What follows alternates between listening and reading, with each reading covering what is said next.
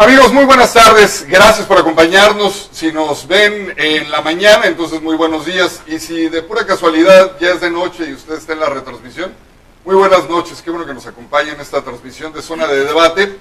Y gracias a las redes nos podemos ver no solo aquí en Baja California, también allende las fronteras y por qué no, allende los charcos hasta Europa, y donde nos puedan escuchar, donde nos puedan ver y donde puedan compartir también lo que hoy vamos a tener para todos ustedes. Gracias a la producción de Zona de Debate por la invitación para estar este día como moderador. Y pues, ¿qué les parece si entramos de lleno? Da mucho gusto poderles presentar a las personas que esta tarde van a estar platicando con ustedes, van a estar partiendo el pastel y compartiendo las rebanadas de todo lo que fue en la política, el debate del día de ayer. Y también abordaremos el tema de la violencia política, lo que ha sucedido a través de las campañas en esta muy candente etapa política que está viviendo, muy convulsionada, nuestro país, México. Está con nosotros la maestra Cheryl Álvarez. ¿Cómo estás? Muy bien, es un gusto estar aquí con ustedes. Muchas gracias. Está con nosotros el maestro Rodrigo Martínez, caballero. Muchas gracias, buenas tardes o buenos días según sea el caso. Saludos a nuestros amigos en Monterrey, en Ciudad de México y en Guadalajara. Doctor Víctor Espinosa. Hola, ¿qué tal? Saludarle. Muy complacido de estar de nuevo en este programa de Zona de Debate. Y por supuesto está el licenciado Jorge Mesa, caballero. ¿Qué tal? Buenas tardes. A nombre también de todo el equipo que está detrás de esta producción, en los controles, en las cámaras, en la iluminación, que al ratito los voy a presentar, les damos la más cordial de las bienvenidas. ¿Y qué le parece si, para que aprovechemos bien el tiempo y usted si nos acompaña, aunque sea 15 minutitos, se vaya esos 15 minutitos bien nutrido, entramos de lleno con la información? El tercer debate, el último debate, la mayoría de las personas en redes, principalmente, y en las tertulias de café están diciendo que fue una pérdida de tiempo, que verdaderamente no le sacaron provecho a lo que pudo haber sido, en este caso, un cierre, un alcance al puntero, o un de plano ya quiten al Bronco porque no tiene ni maíz que hacer ahí. ¿Quién quiere empezar? ¿Tú, Cheryl? Adelante, Cheryl. ¿Cómo viste el debate? ¿Qué te pareció? ¿Tienes algo que rascarle bueno? ¿Sí sale algo? Bueno, como era de esperarse, no cambia mucho las cosas, ¿no? La discusión y también las preferencias electorales ya están muy encaminadas. Sin embargo, pues es una oportunidad más de escuchar no solo a las propuestas de los candidatos, sino ver su personalidad y también aterrizar en estos grandes temas que también son de gran importancia, como la economía, la desigualdad social. Entonces, creo que en ese sentido es algo rescatable también el hecho de que se haya hecho este evento en el sur de México, sacando un poquito la discusión fuera del centro del país. Siempre creo que eso es algo muy, muy benéfico también. Sin embargo, pues lo que pudimos ver, que podremos platicar más adelante, pues no cambia demasiado el panorama. Sin embargo, hay unos elementos que podemos compartir. Lo que sí creo muy rescatable es el formato del debate. Creo que favoreció un poco más la discusión, la presentación de algunas propuestas y el hecho de que no pudieran pues incurrir en todavía mayor agresión que se pudo ver en el debate anterior. Sí, una de las cosas y que tiene que ver con esto que mencionabas de la cierta desilusión de la ciudadanía por el debate es que efectivamente de los tres debates es el menos visto en medios tradicionales electrónicos, aun cuando en redes pues tuvo muchísimas menciones, pero llama la atención que hubo un promedio de 2 millones de menos telespectadores. Y eso tiene que ver pues que no era la expectativa que despertó el primero o el segundo debate, en donde había, en el primero pues por obvias razones que pasaba, cómo se desenvolvían, pero en el segundo en donde ya se había quedado un poco la gente media prendida en el sentido de que había habido ataques y esta situación.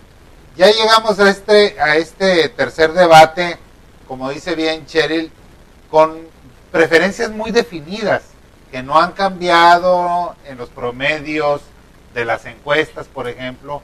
Incluso ese día ayer mismo se daba a conocer una importante encuesta de Verumen, Ipsos, ordenada por la Coparmex. Y entonces este ambiente, digamos, pues no favoreció esa expectativa, ¿no? De que también había pues cierto morbo en saber si iba a haber algún golpe de mesa que posibilitara un cambio en las tendencias, etcétera, pero desde el principio se vio que no, el puntero se dedicó a dar bola, como se dice en el argot boxístico, ¿no? Y los otros pues trataron de sacar unas armas ahí que les permitieran dar un vuelco, pero conforme transcurrían los segmentos se fueron dando cuenta de que no había ese efecto, y yo creo que transcurrió, en general no fue tan espectacular como otros casos. Lo jocoso de siempre, pues puesto por el Bronco, ¿no? Daba la impresión de que se desgasta, Rodrigo, el formato, no tanto lo que decía Cheryl, la nueva forma de hacerlo en una mesa redonda, sino el debate en sí. Da la impresión de que 2 eran suficientes, el tercero innecesario. Bueno, hay que tomar en cuenta que nuestra clase política y nuestro cuerpo ciudadano apenas están entrando a la cultura del debate. En México no tenemos una tradición de debate. Es más, no tenemos una tradición de contrastar ideas y que las personas no se molesten con ese contraste. Apenas estamos entrando. A partir del debate de 1994, ¿verdad? Entonces, dicho eso, la expectativa que este debate generó fue grande. ¿Pero qué sucedió? La expectativa era que aquí iban a echar todo lo que podían por la ventana, cuando menos 2 de los candidatos, los que están tratando de alcanzar el primero. Y yo entiendo a aquellos que dices que en redes sociales expresaron un desafecto por el debate, por este debate, en comparación con los anteriores, porque la expectativa era mucha, y la verdad que los 3 se administraron el debate. Del que el puntero no me extraña, porque es una estrategia correcta, a menos que de plano te estén pegando muy fuerte.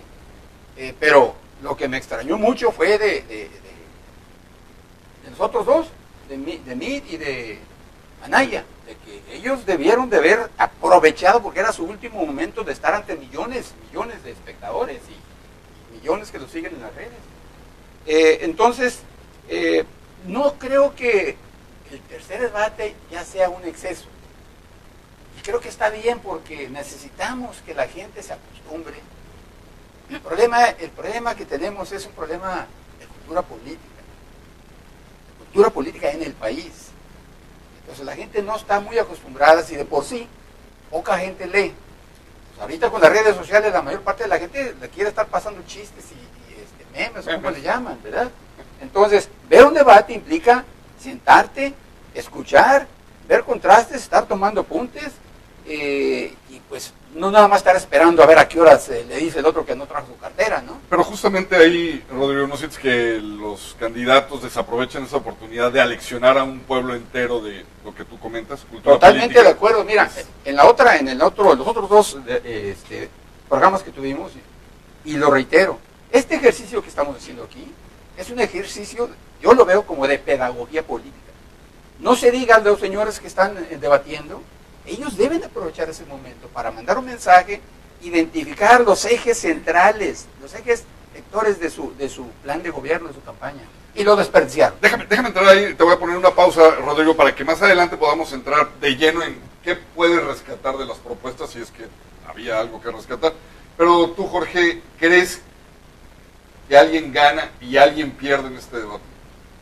Bueno, lo que yo pude observar en el debate es que no hubo ganadores como tal. Lo que observé, nadie ganó, pero sí hubo perdedores.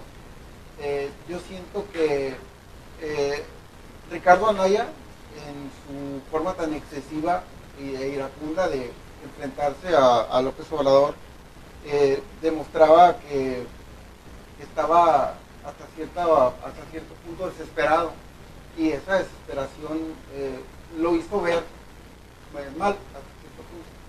Y yo creo que él no levantó suficiente, como tú lo comentaste, tenía una oportunidad de ir a la última para poder atacar con todo. No creo que haya sido suficiente lo que le estaba adjudicando, de un contrato de 170 millones de pesos para el presupuesto que tiene la ciudad en construcción, es mínimo relativamente. No fue suficiente.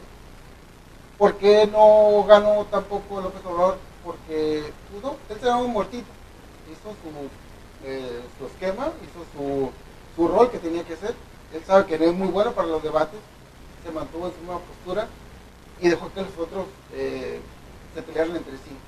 Y para mí la lectura me da que se están peleando quién va a ser la oposición.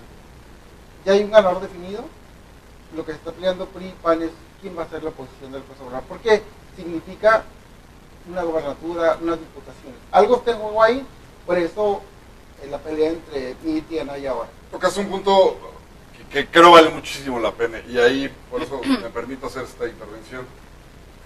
Ya prácticamente la psique de la ciudadanía, del pueblo mexicano, es de que ya se tiene elegido un ganador. Yo te pregunto, y les pregunto a todos, empezando por ti, Cheryl, ¿realmente ya es ganador? ¿O los votos de todos los indecisos, de los que querían estar a lo mejor con Anaya y que después de este impacto mediático de los videos ya no quieren estar con él, pero no quieren estar con Andrés Manuel? ¿Hay una posibilidad o ya de plano no existe y lo único a lo que le van a apostar, termino la pregunta, es a no dejarle toda la mesa servida, la cámara baja y la cámara alta? Pues desde luego no solo la presidencia está en juego, entonces están haciendo lo posible por mantener y por tener más adeptos, inclusive el mismo Bronco como candidato independiente. Entonces, pues la elección efectiva no va a ser hasta el 1 de julio, sin embargo, pues de acuerdo a las preferencias y a la cantidad de personas que podrían estar indecisas, pues es improbable que exista otro resultado diferente a lo que se ha proyectado. Sin embargo, pues todavía conocemos que también existe el voto cruzado, entonces existe bastante posibilidades de que en diferentes entidades federativas y municipios pues se vote diferenciadamente y por ahí puedan fortalecerse otras fuerzas políticas. ¿Pesa el voto en Baja California como para inclinar una balanza? No pesa. No pesa, ¿verdad? No es el Estado de México, no es Veracruz, no es la Ciudad de México, que son las...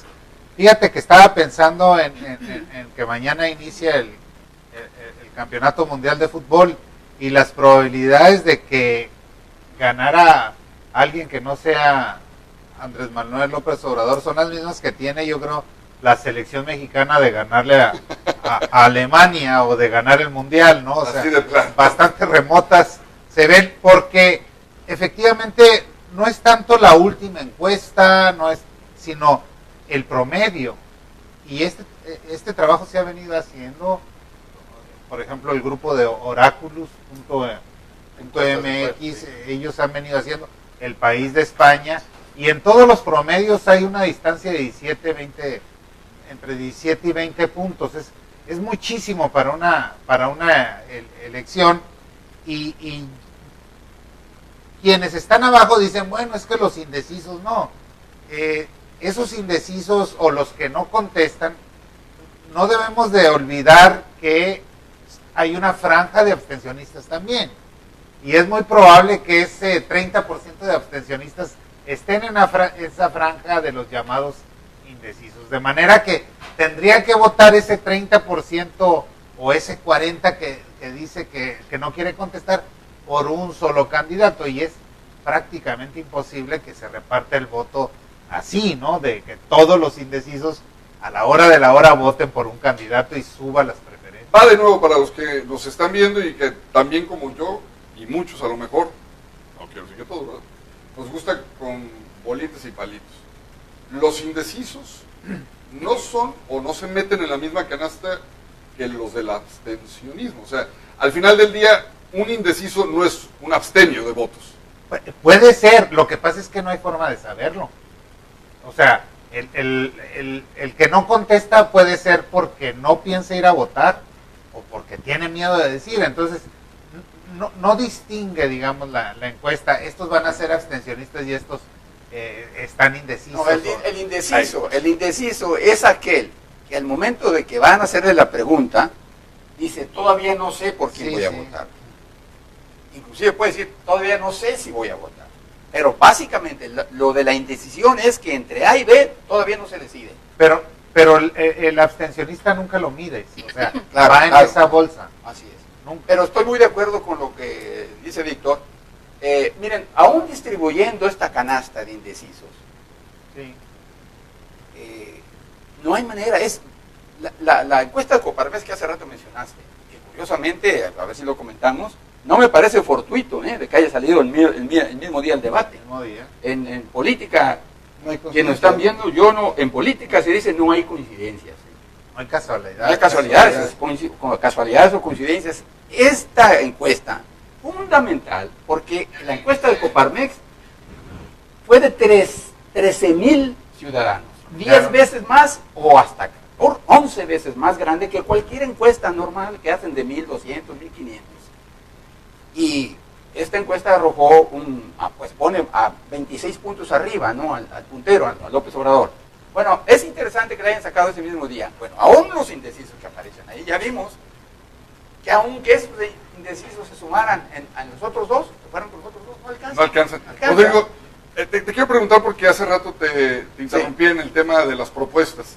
¿Tú crees que a los indecisos les faltaba ayer escuchar propuestas y se fueron en blanco y sigue todavía peor que como estaban antes del tercer debate? Mira, esa parece ser la percepción, pero hubo propuestas. Los 3 candidatos hicieron propuestas.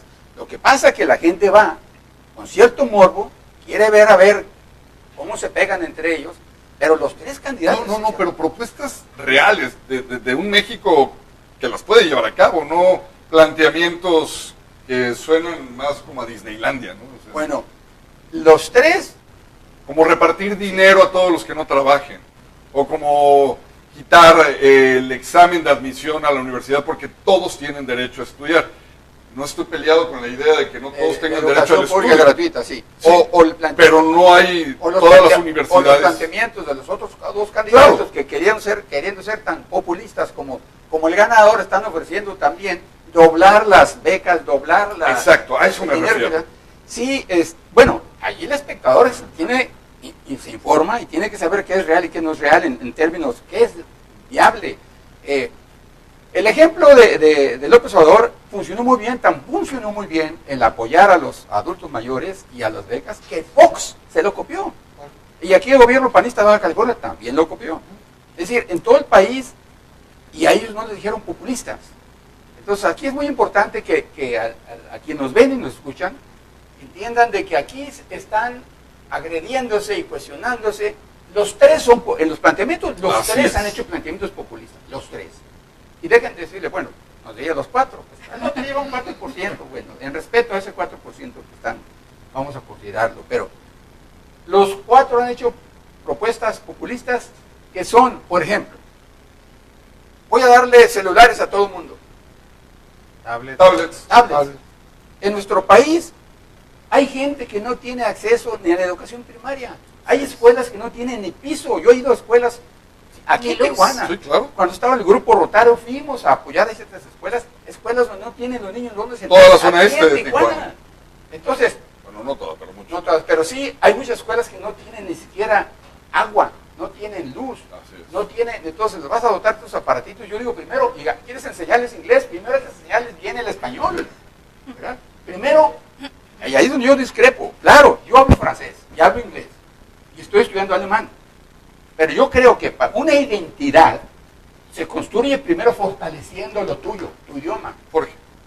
Jorge, el mismo planteamiento, propuestas reales en México. ¿Cuál crees que de las que viste en el debate de ayer pudiera ser tomada por alguno de los, más bien por el ganador, que emanara de los otros dos?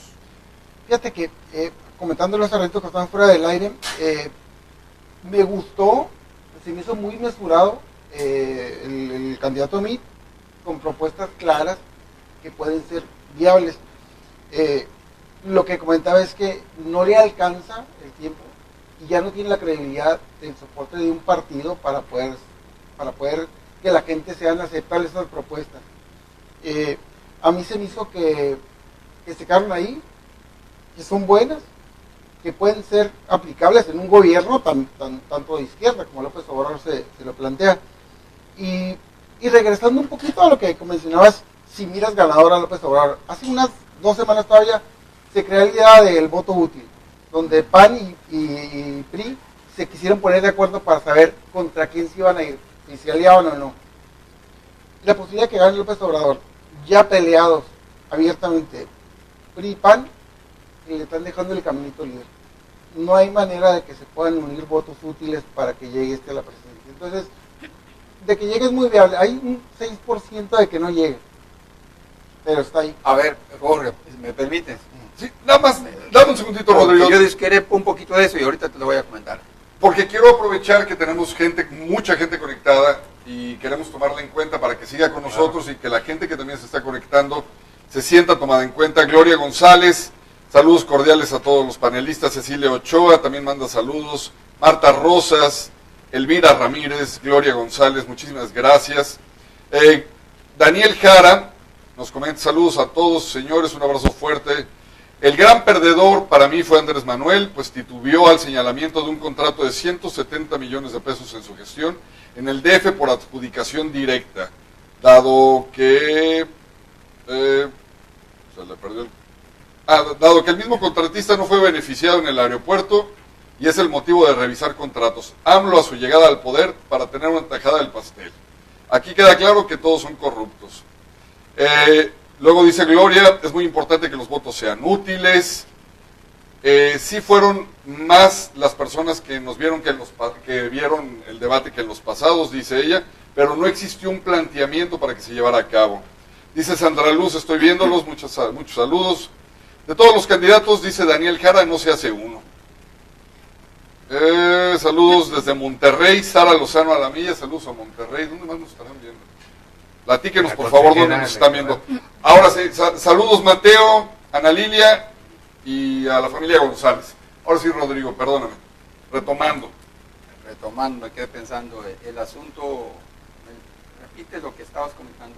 Bueno, yo antes quisiera decir Lo de los porcentajes del 6%. del 6%. De probabilidades de que... Según oráculos integrales, López Obrador tiene el 96% de posibilidades de ganar. 94%. Solamente un 6% de perder. Y es real, un 6% es un planteamiento real, es viable, pero es muy poco. Entonces, yo creo que lo que hay que decir es que una de las cosas que se nos pasa, y claro, en la lectura de una persona puede decir, es que no hubo propuestas concretas, aunque las haya. A lo mejor a veces decimos no hubo porque no me convencieron, pero según el conteo que se hizo de propuestas, hubo más propuestas que ataques, hubo 56 propuestas y 36 ataques, ¿no? Según estas contabilidades que se hacen. Pero más allá de eso, yo creo que no hay que olvidar que los candidatos están en función también de las estrategias diseñadas por los mercadólogos o asesores. Una de las cosas que le critican, por ejemplo, a Andrés Manuel es su repetición, ¿no? O sea, la corrupción. Y lo que dicen los asesores o algunos mercadólogos es que tienes que decir cosas sencillas y repetirlas. Es parte de la penetración. Entonces, la gente le va quedando claro que su eje central es la corrupción. Y nos queda claro, después de repetirlo tantas veces, como eje central de la explicación de por qué está el país como está. Y entonces, la conclusión natural es que hay que combatir la corrupción para resolver los grandes problemas. Entonces, si tú te pones a desmenuzar aspectos técnicos, como es muy bueno y hay que reconocerlo a mí, eso no conecta con mucha gente. O sea, porque la gente, yo he visto las reacciones, eso está muy enfadoso, eso que... O sea, la gente no es experta en economía, no es experta en muchos campos y lo que quiere oír es cuestiones generales, descontar un candidato que descuenta al otro, por ejemplo, los 170 millones, ¿no? Que le saca como el gran descubrimiento. Pues resulta que las adjudicaciones directas no son ilegales. Y Mancera, el siguiente jefe de gobierno del distrito, le volvió a dar a esta misma persona adjudicaciones directas. Entonces, no es ilegal. De la coalición y es de la misma coalición de Ricardo Anaya. Entonces, la ley de adquisiciones lo permite. Miren, pues, tengo experiencia en eso, que fui contralor del Politécnico y del DIF Nacional. Miren, lo que quería comentar es de que, aunque parezca imbatible Andrés Manuel López Obrador, todavía pueden los otros llegar a ciertos acuerdos. Aún que estén enfrentados, no olviden que realmente los intereses que están ahí no son los que vimos. Los intereses están atrás. Ya vimos qué pasó con el Consejo Mexicano de Negocios. que antes era Consejo Mexicano de Hombres de de Hombres Negocios. de Negocios, ya, Era sexista. ya lenguaje incluyente, se llama Consejo Mexicano de Negocios. ¿Pueden ellos todavía hacer que uno de ellos se retire? Es una hipótesis muy aventurada, pero no está ajena a la realidad. Ernesto Cordero está de acuerdo contigo. Sí, claro. Pues sí, porque él Claro, mete se repite Anaya, ¿no? una Claro, denuncia ahí está. con el fin de que no pueda proseguir con su carrera aspiracional a la presidencia de Ricardo Y Anaya. entonces ahí ves todo un grupo calderonista que está aliado con el Así gobierno, es. con Peña Nieto, y aparte peleado con lo que se apoderó del PAN y de la candidatura. Entonces, todavía faltan 3 semanas. Cosa que me parece increíble que no haya aceptado a estas alturas del partido de que él se apoderó del partido y se apoderó de la candidatura. Pero No la tan le faltó a este muchacho una falta de visión política, porque no puedes pasar de ser secretario particular de un gobernador o un estado pequeño a ser presidente de la República, por favor. Es que hay Niveles. Sí, Hay niveles para gobernar. hay niveles, como decía ya mi amigo, hay niveles. La noción de las proporciones hay que, política también vale, pero no puedes pasar por encima de todo como lo hizo. Se metió, hizo a un lado Margarita, hizo a un lado a Pues gran Biden. parte de su fracaso se debe a la división de su La partido. división, es decir, como decían de otra persona aquí en Baja California, dejó mucha sangre regada en el camino. Regado. Entonces, bueno, pero aún nadie es imprescindible. Cuando los que tienen el poder en México, y no son los políticos, si ellos deciden, uno de los dos se retira. Y no creo que vaya a ser Mir. Por cierto, estoy de acuerdo contigo, Jorge. Mir fue el que hizo el planteamiento más estructurado. ¿Por qué? Pues por razones obvias, la experiencia que él tuvo en el gobierno, ¿verdad? Aunque Anaya también es muy bueno para debatir, memoriza muy bien los discursos, plantea con mucho entusiasmo y enjundia sus posiciones, pero el que mejor debatió o presentó sus propuestas, en mi punto de vista, fue Mir. Salvo un par de mentiras que dijo allí, ¿verdad? Así es. Pero por lo demás, muy bien. Déjeme preguntarle, Cherry, en el caso de las propuestas que ahora se empiezan a ventilar, y no lo voy a decir como una fuente oficial porque no existe, es simple y sencillamente lo que escuchamos en el desayuno, en las mesas de café con los compañeros, que ya pudiera mejor darse un planteamiento de, pues, va a ganar, pero ¿saben qué? Por lo menos no le dejen la Cámara de Diputados, ni le dejen la Cámara de Senadores como para que haga del país lo que él quiere. ¿Tú crees que en algún momento, Cherry, en este tema en el que estamos, esto se pudiera llegar a dar? O sea, Pues, que la gente razonara de esa manera el voto.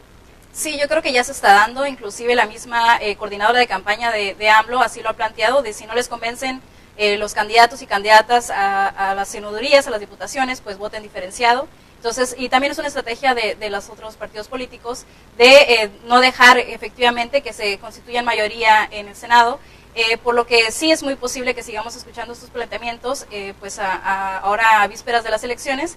Sin embargo, no creo que vayan a ceder, ¿no? esta candidatura principal, que es la presidencial. Pero ¿le funcionaría a un país tener un presidente sin la mayoría en ambas cámaras? Pues, bueno, definitivamente no le hace las cosas más sencillas, ¿no? Claro. Tiene que tener apoyo del Congreso para poder realizar muchas cosas, o también tener una oposición tan fuerte, pues puede ser algo complicado para poder avanzar muchos temas. Entonces, sí se necesita unidad, pero también recordar pues que somos un país diverso, que también pues vamos a seguir viviendo en el mismo México todos nosotros y nosotras juntas, por lo que pues se tienen que integrar las diferentes visiones en un mismo proyecto de país, y creo que esta parte de considerar la pluralidad, de buscar, creo que ha sido un proceso electoral con mucha división, y que tenemos que pensar que finalmente vamos a tener un presidente de todo México, donde tenemos que buscar consensos, donde tenemos que buscar estrategias de integrar las diferentes necesidades y agenda de los diferentes grupos. A Cedillo le fue muy mal en 1997, en la primera elección intermedia, fue cuando perdió la mayoría el PRI en el Congreso. ¿Me acuerdas? Fue cuando se hizo por primera vez en la historia se hizo esa unificación, que el operador ahí fue Muñoz Ledo. Sí, Entonces, claro, a tu es pregunta, que venimos además de habrá que una ver. historia. Bueno, en primer lugar, para mí, el sistema político mexicano está agotado. Yo soy partidario de pasar a un régimen semipresidencialista en donde se permita que el jefe de gobierno tenga mayoría en el Congreso, ¿no?, para posibilitar gobernar. Pero nosotros siempre lo hemos hecho al revés, ¿no? Veníamos de 7 décadas de partido hegemónico, en donde el partido del presidente tenía mayoría, pero absoluta, ¿no? Incluso las reformas fueron para ir paliando esto que se veía demasiado autoritario, ¿no? Irle dando a la oposición ciertas posiciones, a llegar a un momento en donde se empezó a cuestionar que el jefe del Ejecutivo no tuviera mayoría, que fue a partir del segundo trienio del gobierno de Ernesto Zedillo, y aquella máxima que decía Calderón, que el presidente pone o algo así, y el Congreso pone, ¿no? Es decir, que hasta el último le negaron salir del país y hubo una confrontación. A Vicente Fox.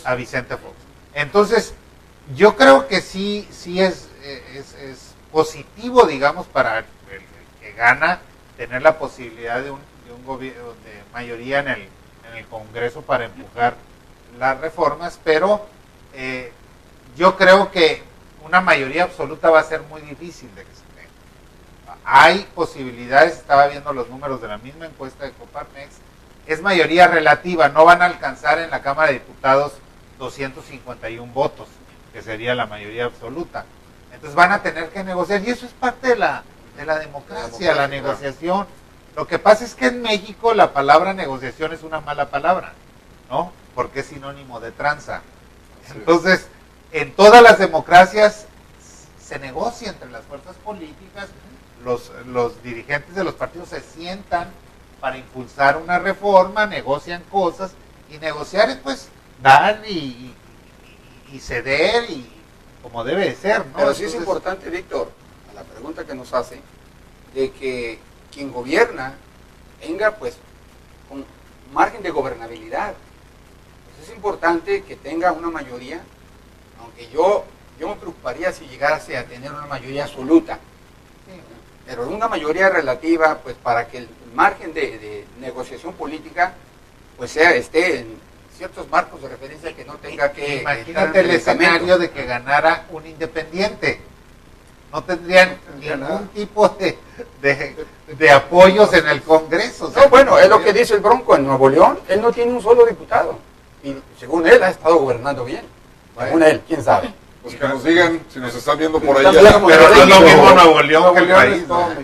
Así es. Vamos a entrar un poquito ya a la recta final del tema. Vamos a dar un cierre rápido. Antes, si Jorge, ¿quieres opinar acerca del tema o nos vamos a llevar? No, lo que yo también quería comentar era muy parecido a esto. A mí se me hace muy positivo que hubiera de alguna manera una balanza, como comentaron, que no tuviera la mayoría simple en el Congreso, en ninguna de las dos cámaras, pero que sí hubiera un equilibrio de poderes.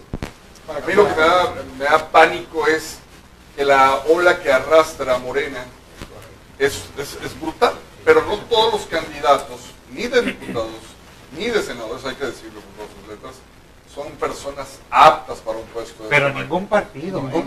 O bueno, pero ese es el problema. Pero teniendo una Cámara de Diputados dividida, pues por lo menos haces contrapesos. Y lo que ahorita platicábamos de que si la corriente de AMLO arrastra con todo, y entonces como él está pidiendo el voto, ya sé que vas a votar por mí, vote por mi senador y vote por mis diputados. Esto puede funcionarle, pero bueno. Ahí es aconsejable, yo diría que es aconsejable que el ciudadano reflexione bien y se atreva a hacer un voto cruzado, porque hay que seleccionar en este caso a las personas. Ya vemos que los partidos todos están muy desacreditados. Entonces, para no caer en ese riesgo, es evidente que ningún solo partido tiene todos los elementos que se está poniendo a disposición. Son capaces. Es que no veo al Pato Zambrano gobernando, discúlpenme, por favor. Bueno, vamos, sí, por favor. Vamos a pasar a nuestro segundo tema. Gracias por continuar con nosotros. Quiero agradecerle a Mateo Beltrones, que está aquí también con su like. A Gloria González dice lo de la salud, que verdaderamente existen, sí, muchas fugas de dinero en los medicamentos, y el presupuesto a la salud. José Cantúa, no, si le suena mi apellido, el apellido es mi hermano. No, muchas gracias. Desde la Ciudad de México. Luego por acá mis queridísimos televidentes, o ¿cómo se podría decir? Pues televidentes, ¿verdad? ¿Por qué no? Víctor Montaño desde Ensenada, muchísimas gracias, está con nosotros. Juvenal Márquez dice, MID habla de triplicar las escuelas de tiempo completo sin contemplar las condiciones en las que muchas escuelas inscritas al programa funcionan. Sigue lo cuantitativo sobre lo cualitativo. Desgraciadamente México está lleno de corrupción, dice Gloria. Ana Lilia dice, saludos desde San Diego. México ocupa un cambio real y no más de lo mismo. Pris Díaz dice, México necesita ya por favor un cambio. El PRI y el PAN ya tuvieron su oportunidad. Cecilia Ochoa nos quiere mucho, gracias. Blanquimelda, buen programa. Saludos Jorge Mesa. Vaz Pérez Pérez. Carro completo si queremos cambio. AMLO 2018. Hashtag AMLO 2018. Gloria González, es muy importante que exista mayoría en todo, porque si no sería un cambio verdadero. Es lo que estamos comentando, ¿no? Lo complicado que va a ser gobernar si no tiene las cámaras de su lado. Gobernabilidad, cosa que le pasó a Calderón, que en sus reformas no se les aprobaron. Dice Daniel Jara, Rodrigo, Víctor, bueno, esto lo comentaste tú, pero se refiere a Víctor. Las adjudicaciones directas sí son ilegales si el importe del contrato pasa de los 10 millones de pesos. Arriba de este importe se debe de concursar por invitación restringida o pública. A menos, se deben de concursar por invitación restringida o pública, así que ya se tiene al menos la duda de su honestidad, como él se hace pasar, dice nuestro amigo. Sandra Luz dice, las propuestas de los 4 candidatos se están afianzando. Contienen elementos comunes y se tienen que delimitar. Mayoría relativa sería en el Congreso y tendría que seguir trabajando también para hacer un buen México el próximo presidente. Gloria, muy interesante las explicaciones, etcétera, etcétera. Pues ahí están los comentarios. Bien, ¿Algo que le quieran decir a la gracias gente, por su muchachos? participación. Gracias. Hace rato alguien decía que sí lo había visto más gente este debate. Por ¿no? redes. Sí. Por redes, sí, Por pero redes. por la televisión fueron 10 millones. Sí, y sí, el anterior va. fueron cerca de Fueron 2. 2 millones menos por televisión. Sí, aquí, bueno, otra cosa de este formato permitió que a través de Twitter hicieran preguntas a los candidatos. Entonces también, pues fueron más de 11,000 preguntas que se enviaron, de las que se seleccionaron 12. Y pues también quiero enfatizar que dentro de las pocas preguntas que se seleccionaron, pues se le hizo la pregunta sobre cómo incorporar a las mujeres en la economía al candidato MID, y desaprovechó la oportunidad saludando a la selección mexicana. Entonces, creo que eso habla mucho de la falta de una perspectiva de género en todas las propuestas en general de los diversos candidatos, y además, pues que no consideran el tema prioritario, ¿no? Se tuvieron la oportunidad de hablar de la desigualdad de género, de la violencia contra la mujer, los temas de salud. Mencionó una mujer para dirigir el CONACYT.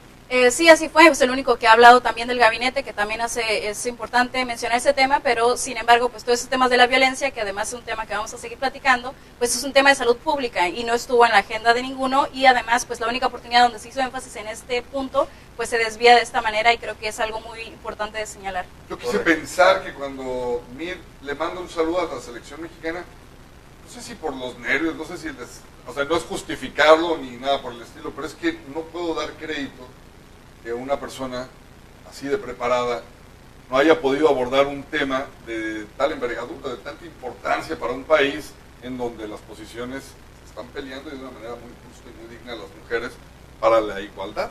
Que desaprovechara, como bien dice Cherry, para mandarle un saludo a la selección. Bueno, solo le mandó un saludo a Sagui, ¿no? Bueno, ya nada más eso faltaba. Bueno, vamos a pasar al siguiente tema. ¿Y qué te parece si precisamente, Cherry, tú nos abres la mesa? Porque, pues, los números, hace rato yo comenté que iban 79, tú me corriges y te lo agradezco. Muertos en lo que va de esta elección, esta campaña, van 113. 113, y se registran 413 agresiones contra personas participando en política, tanto candidatos y candidatas como precandidatos y precandidatas, y familiares y demás personas afiliadas a los partidos políticos. Y pues es algo que también está vulnerando esta participación paritaria de las mujeres en estas elecciones, que también es histórica, y está vulnerando todo el proceso electoral. Esta violencia política pues es demasiado grave. También hay una gran cantidad de candidatos y candidatas que están participando bajo amenazas, a través de la consultora ETELEC ha estado haciendo esta observación a través de 10 años de la violencia política y pues va a presentar su quinto informe este viernes, también a raíz de toda esta gran violencia que se está viviendo en el proceso electoral y particularmente en la violencia política contra las mujeres. Se está convocando a una concentración pacífica el día de mañana a las 5 de la tarde, esto el Observatorio Nacional para la Participación Política de las Mujeres, así como el Tribunal Electoral, que también está apoyando esta causa, y organizaciones de mujeres en diferentes fuerzas políticas están apegando a este llamado para hacer una concentración pacífica en las diferentes zócalos y plazas públicas de la ciudad a nivel nacional para llamar la atención sobre este hecho y pues abogar por unas elecciones pacíficas. ¿Dónde sería? En Tijuana, porque pues lamentablemente no contamos con zócalos, iba a ser en un estacionamiento donde desapareció el dinero. Sí, y se hizo muy mal. Sí, bueno, en Tijuana no existe en este momento una convocatoria abierta, se está haciendo una agenda a nivel estatal para este tema, pero también se invita a manifestarse en redes sociales a la misma hora vistiendo ropa blanca para manifestarse en contra de la violencia política contra las mujeres. ¿Qué está pasando, jóvenes? ¿Qué está pasando en México? ¿Por qué tenemos 113, verdad? 113 Asesinados, candidatos asesinados. Y el último es el que vimos salir de un debate y las cámaras nos muestran una imagen terrible, ¿no? De cómo llega el sicario y por la espalda en la cabeza. ¿Qué es lo que está pasando? ¿Por qué es este escenario, Víctor? Yo creo que es parte de la violencia que desde hace unos años impera en el país. O sea, miles de muertos desde el 2006, ¿no? Ya desgraciadamente las muertes son tan cotidianas, ¿no? Es lamentable que ya no hay, a veces se pierde hasta la capacidad de asombro, ¿no? Tijuana misma es la ciudad con más homicidios en el país, entonces diario vemos la contabilidad, ¿no? Ya como un número de muertes. Y yo creo que pues los procesos electorales no escapan a esta situación, ¿no? Es tal la impunidad que cualquiera puede atreverse a hacer un acto de este tipo como ante las cámaras, como vimos el fin de semana del candidato del Partido Revolucionario Institucional, que fue saliendo de un debate, es asesinado a mansalva, ¿no? Y diario... yo veía hoy que una candidata en Oaxaca a diputada del Frente, de PAN, PRD, Movimiento Ciudadano, renunciaba a su candidatura. También este dato hay que agregar, o sea, no solo los que han muerto, sino los que han renunciado a la candidatura, son más de 1,000, entiendo. Entonces, esta candidata renunciaba por hostigamiento del candidato de su misma coalición al Senado.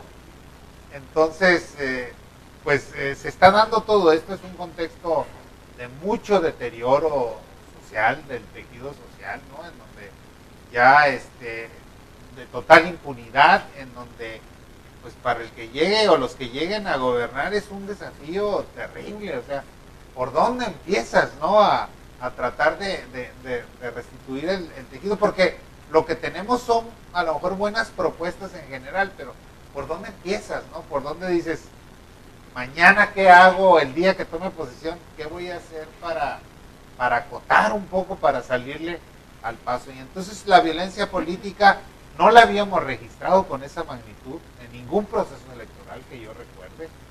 No ha llegado a niveles terribles, ¿no? Se saldan las cosas con el asesinato, sicarios que se sabe que por 5,000 pesos matan a un candidato, ¿no? Entonces, Jorge, estamos hablando de violencia política porque hay narcoviolencia implícita. Yo creo que de alguna manera tiene alguna implicación dentro de la violencia política, tiene ciertos intereses, grupos armados, que fue lo que le pasó a este candidato, es lo que se comenta y se rumora.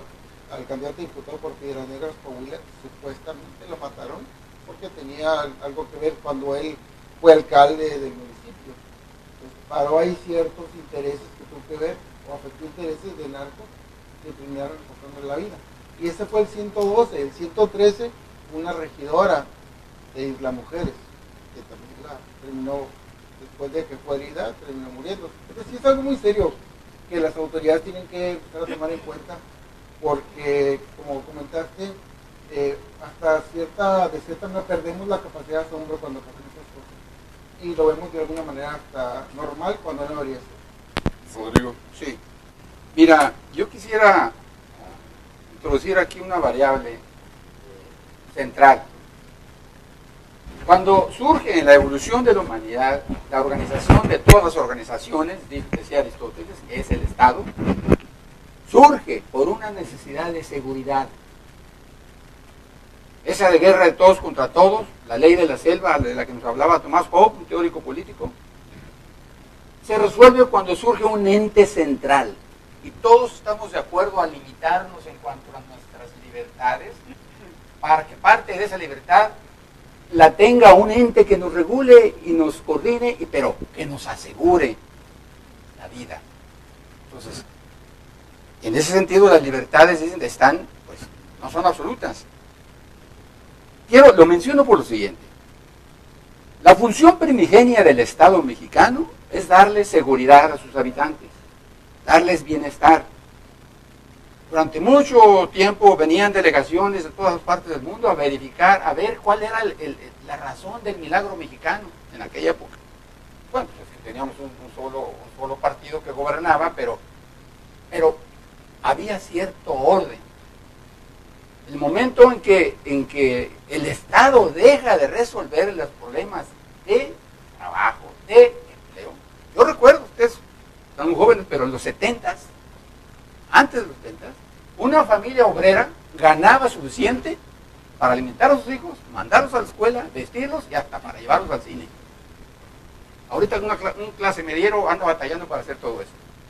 Quiere decir que hay un problema, hay partes del país donde el Estado ha fallado feamente. Me refiero a Tamaulipas, buena parte de Guerrero y otra parte de Michoacán.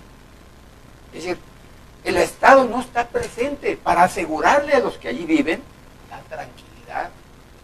Entonces, es un problema estructural, que algo se tiene que hacer. Y no lo van a hacer los mismos. Hay que buscar esquemas en que nos atrevamos a romper paradigmas.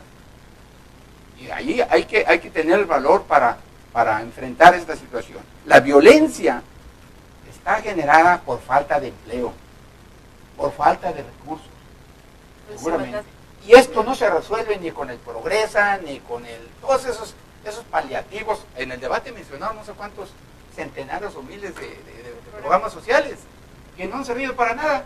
Porque si había 40... ¿Cómo no, Rodrigo? ¿Sirven para financiar campañas? Bueno, en ese sentido sí. Fíjense, había 40 millones. Sí sirven. Hace 30 años había como 40 millones de pobres. Ahorita hay 56. Quiere decir que no ha funcionado. Eso que cambiaron la evaluación de la pobreza. Tú ibas a comentar algo, Che, acerca precisamente de lo que estábamos. Veníamos del tema de si el narco, más bien la violencia en la política está permeada por el narco. Sí, bueno, la violencia política pues está en un contexto de violencia generalizada, Claro. Que desgraciadamente pues es un tema sensible y algo que va a ser muy necesario de ser una prioridad para el gobierno entrante, porque es un problema muy serio y como comenta Rodrigo, pues están los estados que más están sufriendo esa violencia política, también están vinculados con otros crímenes de alto impacto, como es el estado de Guerrero, de Oaxaca, y pues el Puebla ahorita ocupa el tercer lugar en violencia política, son lugares donde pues no se ha garantizado y bueno, también Víctor menciona el caso de Tijuana, ¿no? Es insoportable cómo podemos naturalizar la violencia, mucha de esta violencia también ha estado naturalizada, y es algo que también se tiene que buscar. También cabe mencionar que esta violencia contra candidatos y candidatas tiene que ver ha sido más notoria en partidos de oposición. Entonces son PRI y Morena los partidos que han tenido más ataques, más agresiones y más asesinatos, pero también han sido en estados y en municipios de oposición, donde va a entrar una nueva fuerza política. Entonces vemos ahí el vínculo con el crimen organizado, y con estos grupos delictivos y lo que es los partidos políticos. ¿Se ganaría más pactando? O sea, ¿habría forma de pensar que los gobiernos la única solución que tienen es pactando? O, y lo pongo sobre la mesa, a lo mejor sería para tema de otro debate, o la legalización por lo menos de algunos estupefacientes, Yo creo que sí. en este caso de la marihuana. No solo médica, sino también lúdica. Yo creo que sería por No ahí. solo médica, sino también lúdica. No, yo creo que sí hay una corriente muy fuerte a nivel internacional que está por la legalización. Yo creo que sí evita en alguna medida o baja los índices de criminalidad. Pero lo que mencionaba Rodrigo es muy cierto. Lo que tenemos en algunas regiones del país, cada vez más regiones, es una ausencia del Estado, ¿no? En donde sabemos que hay ciudades, pueblos pequeños que son controlados por el crimen organizado totalmente, ¿no? Y donde las fuerzas de seguridad no entran. Hay zonas aquí en Tijuana, ahora que hemos estado trabajando en distritos pobres, que te lo dicen, o sea, hay zonas en donde Se mete. ni te Ni metas, la policía. ¿no? Ni la policía puede entrar, o sea, en una zona desarrollada, en un estado desarrollado como en Baja California, en el norte mexicano. Imagínate. No te quiero cortar la verdad, nada más dime, Víctor, ¿se puede pactar? O sea, para acabar con la violencia política, sería... A estas alturas de la pelea, quién sabe. Hay indicios de que había pacto y que era una forma de resolver el tema, que durante hasta el 2006 lo que privaban era pactos. El problema es que ahora, con el descabezamiento de esos principales liderazgos, pues es como dicen, podaron y entonces surgieron cientos de grupos. ¿Cómo pactas con cientos de grupos? ¿No? Antes eran 3 o 4 de liderazgos con los que efectivamente se negociaba. Hay muchas evidencias e investigaciones que nos hablan de eso. Y por ejemplo, una de las hipótesis es que la guerra contra el narco de 2006 fue encabezada por el Chapo Guzmán. Es decir, que hubo una alianza ahí y que el grupo favorecido esa era la promesa, digamos, para acabar y dejarle todo el control. Pues, pero eso descabezaron y lo que hizo fue brotar. Ahora hay muchísimos grupos de medio pelo, digamos, que están controlando regiones, zonas narcomenudistas.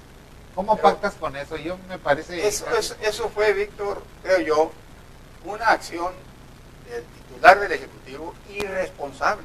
Total. Porque lanzó al ejército en Michoacán y a otros estados, no tenía un diagnóstico previo, no había habido foros de análisis, no había un diagnóstico, simplemente para legitimarse con la duda que había nacional del triunfo, pues saca al ejército y, como dicen allá en el campo, yo soy del Valle Mexicali, dejó la víbora chillando. Es decir, saca al ejército y ¿qué pasa? Pues nada más hay que ver a Estados Unidos. ¿Creen que en Estados Unidos el gobierno no pacta con los narcos? Claro que pacta. Allá no hay narcos, ¿verdad? Allá nada más hay consumidores. ¡Qué casualidad! No hay ni líderes, ¿no? De los... Es decir, hay 35 millones de adictos en Estados Unidos. Por eso la demanda es tan grande y la oferta nunca va a parar. Entonces, ¿qué tiene que hacer? Claro que tiene que haber un pacto. El Estado, el gobierno tiene la obligación de hacer que el Estado funcione. Y el Estado tiene que funcionar para todos. ¿Qué es lo que sucedía antes? Había pacto. Y la responsabilidad de quien hacía eso era de que no le generara violencia al gobierno, al Estado. Ustedes transiten por aquí, por allá. Es más, a un gobernador de Nuevo León lo reconoció que así era. Y cuidadito donde secuestren, porque entonces Sí, señor. alteras a los empresarios y ahí sí no te lo permiten. No, y ahí hacer valer la Había fuerza del códigos Estado. claros. Había ¿Algún leyes no tipo escritas, de ¿no? amnistía mal planteada o planteada de esa manera? Sí, depende de cómo le llames, pero mira, el sociólogo alemán Max Weber dice que el Estado tiene el monopolio de la violencia legítima. Es decir, en el momento que creamos el Estado como organización de la sociedad, para que nos dé paz, tranquilidad y genere las condiciones de trabajo, este es el que está autorizado para usar la violencia. Para eso tiene el ejército de la policía. Entonces, si logra pactar, Calderón lo hizo así, nada más fue una ocurrencia que alguien le dio para legitimarse, pero no fue una decisión de un estadista, una aventura irresponsable. Lo que hay que hacer es buscarme cómo le doy paz al país, cómo le doy tranquilidad a las familias de Guerrero, de Tamaulipas, de Tijuana. Pues tienes a los responsables de esto, tienes que sentarlos y leerles la cartilla. Ellos no tienen un ejército, estarán muy bien armados, pero no tienen la fuerza de un ejército que la tiene el Estado. Bien orientada, habrá que llegar a acuerdos esenciales. Y les reitero, en Estados Unidos hay narcos en las esferas elevadas del gobierno. Y en lugares que mucha gente de aquí nos gusta ir a recrearnos a Las Vegas, hay narcos poderosísimos que nadie los toca. Pero vean allá no hay el desastre que hay acá. Hay otro desastre. A mí lo que me preocupa, nos quedan 5 minutos para cerrar, muchachos, y bueno, tenemos que llegar a conclusiones, pero sí quiero aportar mi granito de arena con una duda. Todo en una sociedad tiende a la evolución. La violencia no va a ser la excepción y no lo ha sido.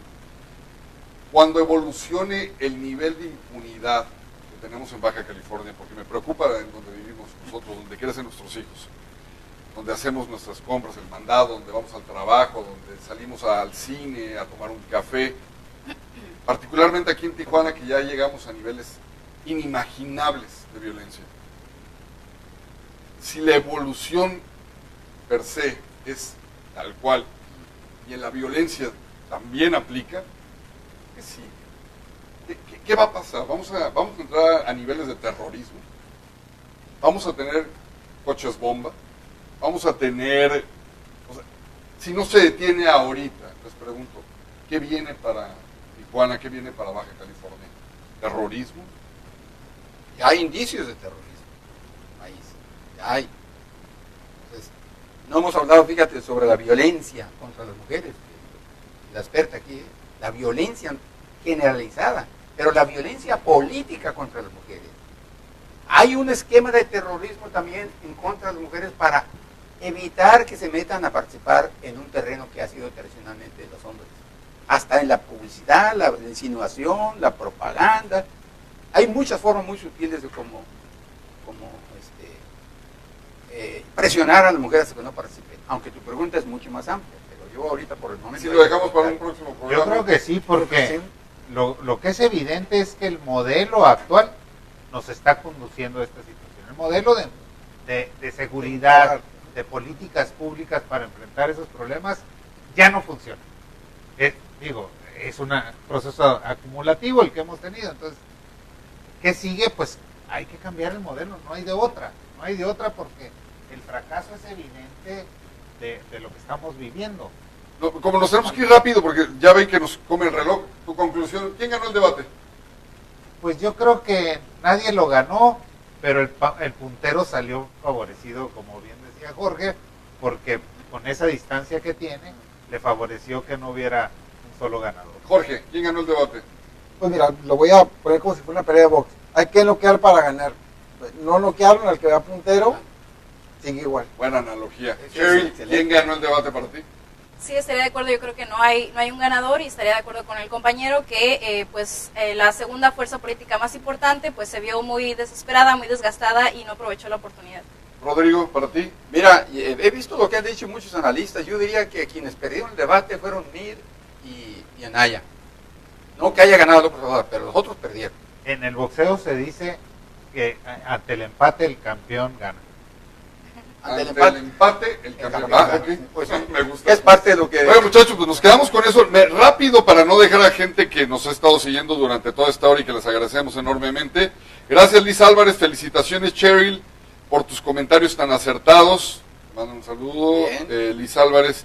Desgraciadamente, si verdaderamente no existiera un cambio y no se comienza a volver a fomentar los valores familiares, la violencia no se puede evitar. Leonardo, saludos al gran equipo de jóvenes que hace el programa posible, y si es cierto, no me quiero ir sin mencionarlos. Bueno, aquí están los comentarios. Muchísimas gracias a ustedes ahí en casita, en su teléfono celular, en el baño, meditando, donde esté usted viéndonos. Muchísimas gracias. Déjame decirle que es Karen Vallarta como productora, María Elena Ramírez, que también le agradecemos muchísimo la invitación, a Isaac González, gracias por estar ahí también en los controles, Janet Rodríguez, también muchísimas gracias, Lesel Calé, ¿lo dije bien? Lesel, muchísimas gracias, en redes sociales, y bueno, pues a todos los que hacen posible. ¿Se me fue alguien? Frida. Lo mencionar. Isaac, ya dije, ¿no? ya lo Isaac González, ya lo mencioné. Frida. Alguien por ahí, Y la a la productora. chica de los esquites, qué rico, gracias del café. Por eso, María Elena, muchísimas gracias. Maquillaje. ¿Dije el nombre? ¿Sí lo dije? Es que recuerden que yo soy invitado, ya no me aparezco por acá, pero lo agradezco de toditito corazón el que me hayan dado la oportunidad de estar aquí en Zona de Debate. Ustedes acompáñenlos todos los miércoles de 5 a 6. De 6 a 7. 6 a 7. Es que también se puede repetir. Hora del Se puede repetir a la gente, hora del Pacífico. Muchachos, muchísimas gracias. Gracias. Muchas Buenas gracias. tardes. Gracias. Ustedes, por favor, despídanse ustedes solos. Hasta luego.